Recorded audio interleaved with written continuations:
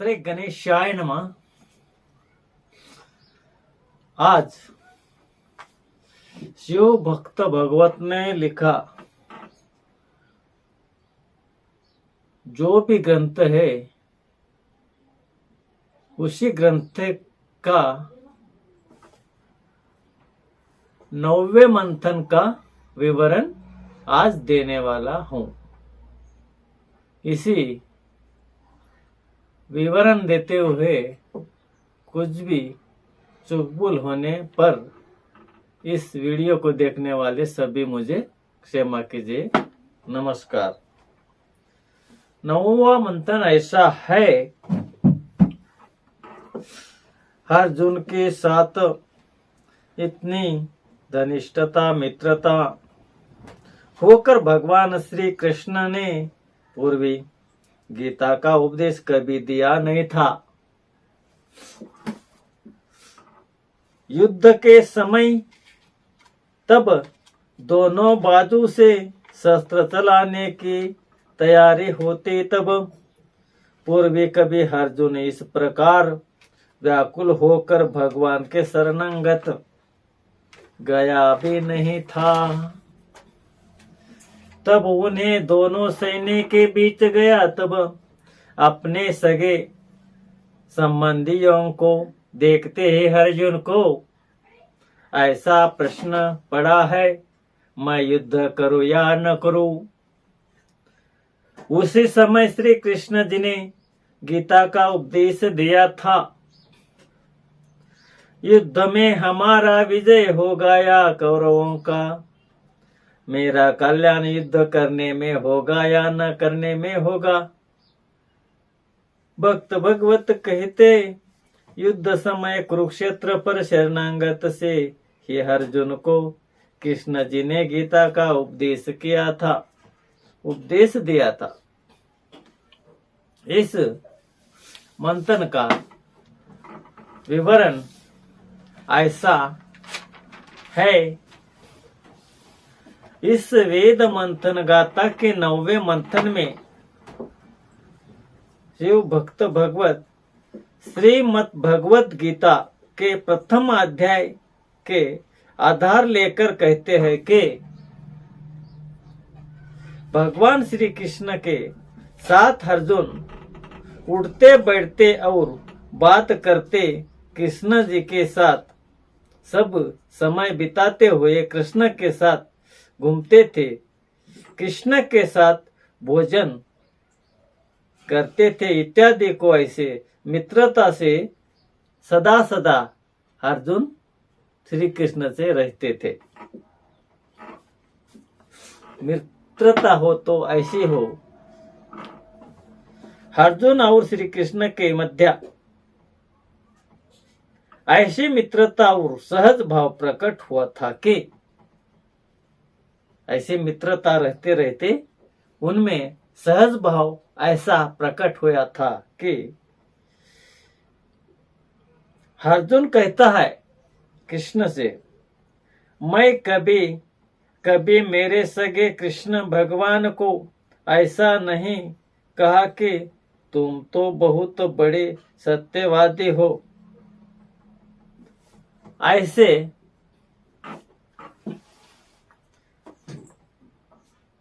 अर्जुन के मन में भावना उत्पन्न हुई। अर्जुन कृष्ण से कहने से पहले ही मन में ऐसा सोचता है कि मैं कभी कभी मेरे सगे कृष्ण भगवान को ऐसा नहीं कहा कि तुम तो बहुत बड़े सत्यवादी हो। ऐसे भगवान श्री कृष्ण जी के वेद अर्जुन को न समझने के कारण अर्जुन भगवान से हमेशा मजाक और तिरस्कार आदि करता था। हमेशा के लिए वो मजाक उड़ाते ही रहता था। ये सब अर्जुन के तिरस्कार आदि प्रभु भगवान श्री कृष्ण सदा सदा सहन करते थे। लेकिन महात्मा प्रभु अपने बड़ेपन से मेरे क्रूर बुद्धि युक्त वो समस्त तिरस्कारों को ऐसे भगवान सहन करते थे, लेकिन कदापि उल्टा जबान न करते थे। वो एक श्री हरि के रूप थे।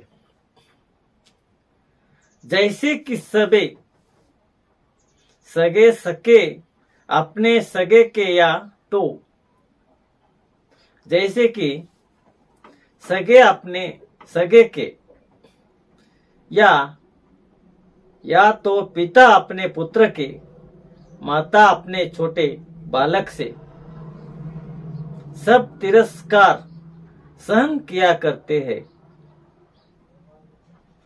अर्जुन के बरोबर इतनी मित्रता होकर भी भगवान श्री कृष्ण ने उनको इससे पूर्व यानी इससे पहले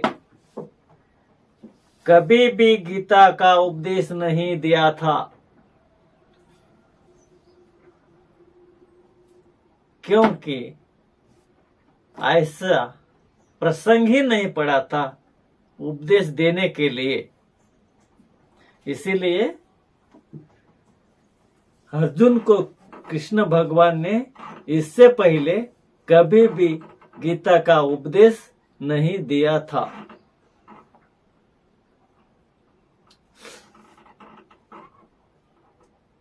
लेकिन युद्ध के प्रसंग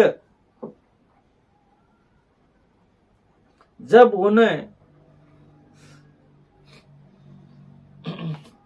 तैयार थे, दोनों बाजू से शस्त्र चलाने का समय आया, तब दोनों सैन्य के बीच में युद्ध करने का प्रसंग आया, तब भगवान श्री कृष्ण ने अर्जुन को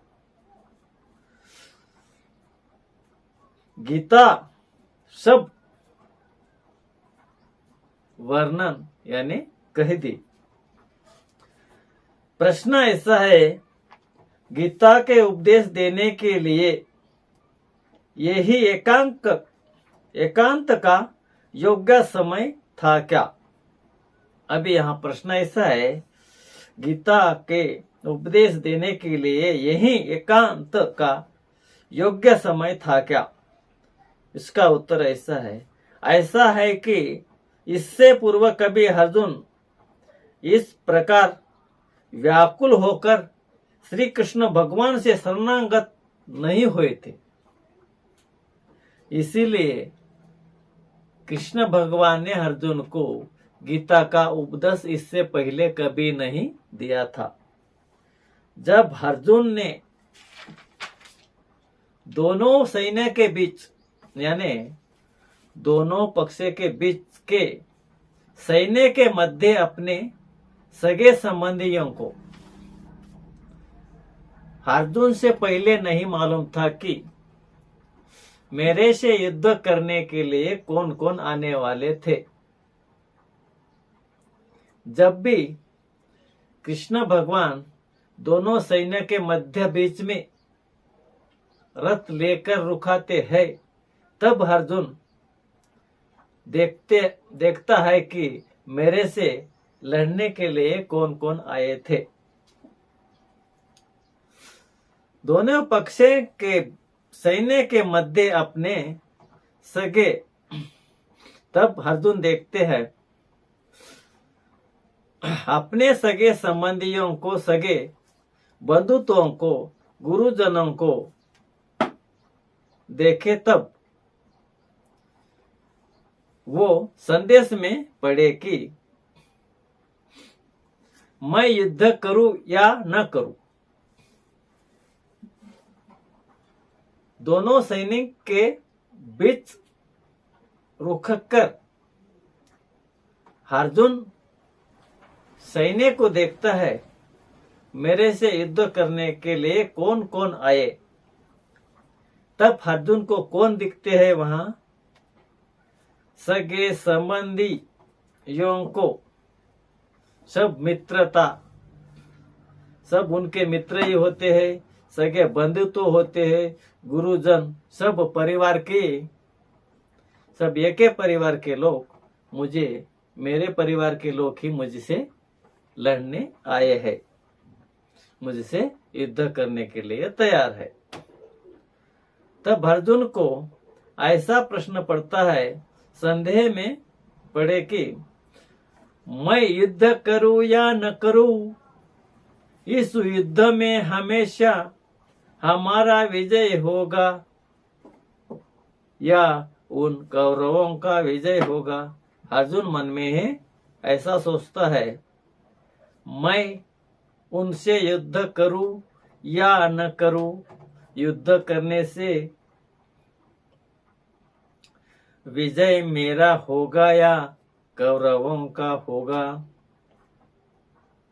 ऐसे अर्जुन मन में सोचकर इस युद्ध में मेरा कल्याण होगा या मेरा कल्याण नहीं होगा, इस युद्ध को करने से ऐसा संकल्प अर्जुन के मन में आया।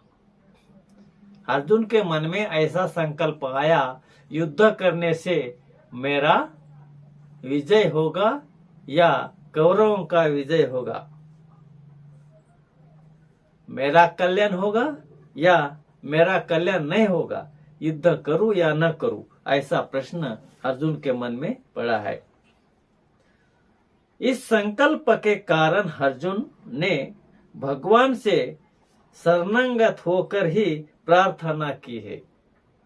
इसी संकल्प के कारण अर्जुन ने भगवान से शरणागत होकर प्रार्थना की है।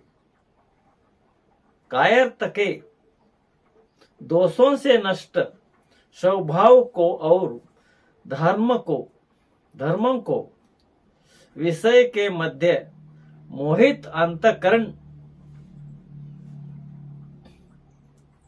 वाला मैं, विषयों के मध्य मोहित अंतकरण वाला मैं आपको पूछता हूं कि, कृष्ण भगवान से कहता है अर्जुन, क्या कहता है, कायरत के दोषों से नष्ट स्वभाव को और धर्मों को विषय के मध्य मोहित अंतकरण वाला मैं, आज विषय के मध्य मोहित अंतकरण वाला मैं आपको पूछता हूं कि जो निश्चित कल्याण के होते हैं वो तुम भगवान मेरे लिए कहो। जो तुम निश्चित कल्याण के लिए होते हो वो तुम भगवान आज मेरे लिए कहो। मैं तुम्हारे शिष्य हूं।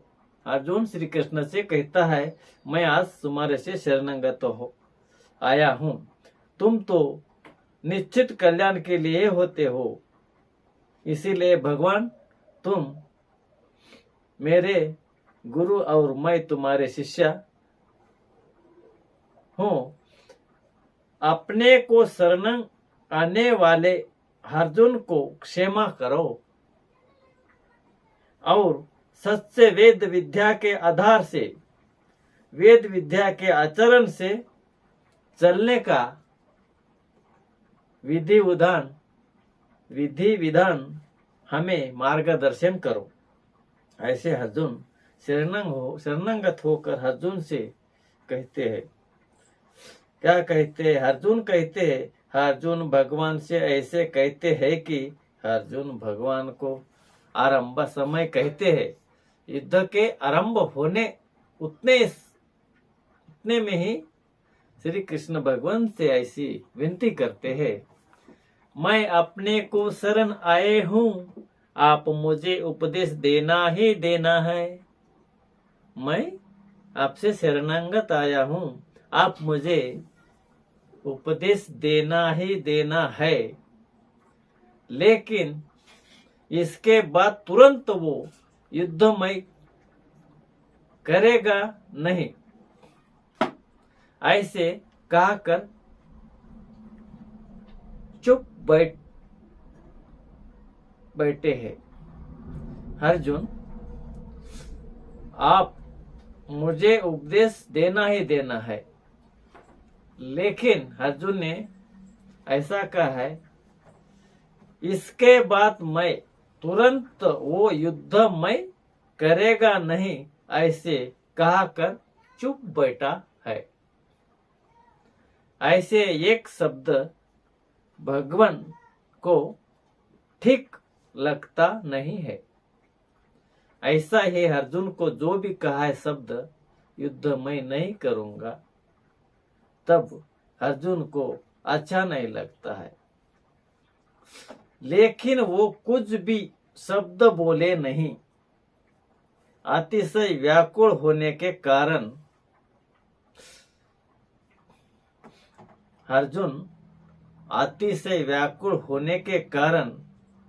अर्जुन के व्याकुलपन देख के भगवान श्री कृष्ण कहते हैं, भगवान श्री कृष्ण ने अर्जुन को गीता का उपदेश देने को आरंभ किया। ऐसे मोहग्रस्त हुए अर्जुन से भगवान श्री कृष्ण ने आगे के अध्याय में अपने अमृत वाणी से दिव्य ऐसा उपदेश करने वाले हैं। उस सूरज कथा सुनो। यहाँ पर ही प्रथम अध्याय समाप्त हुआ है અને इसी 9वें मंथन का विवरण यहाँ पर ही समाप्त हुआ है। आगे 10वें अध्याय में इस वेद मंथन गाथा का दूसरा अध्याय भी आरंभ होने वाला है। अभी ये 9वें मंथन के साथ प्रथम अध्याय इस वेद मंथन गाथा का समाप्त हो गया और विवरण भी यहाँ पर ही समाप्त करने वाला हूँ। इसी वीडियो में इस विवरण के साथ कुछ भी मेरी चूक भूल होने पर क्षमा कीजिए। जय श्री राम। हरि ओम हरि ओम हरि ओम। जय।